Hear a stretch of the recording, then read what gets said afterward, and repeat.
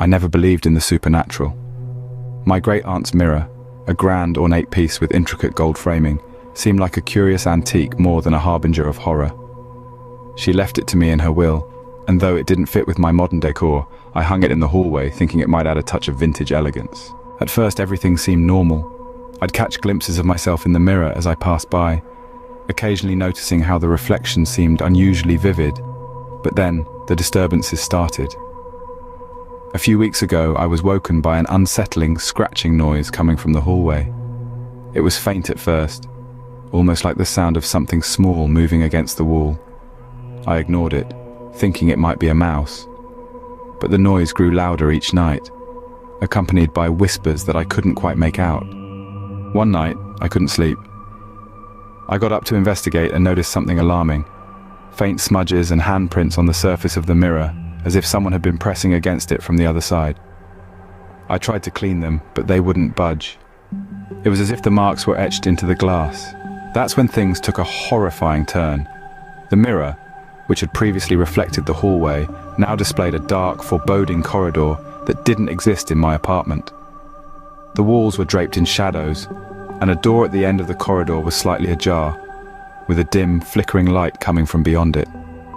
I blinked and rubbed my eyes, trying to convince myself it was a trick of the light. But every time I looked back, the corridor remained, and the door creaked open wider, revealing glimpses of a dark, shifting shape.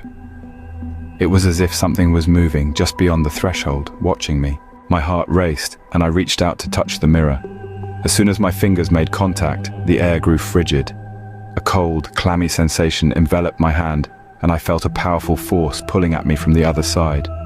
It was like icy fingers wrapping around my wrist, trying to drag me through the glass. I yanked my hand away and stumbled back, but the sensation didn't fade.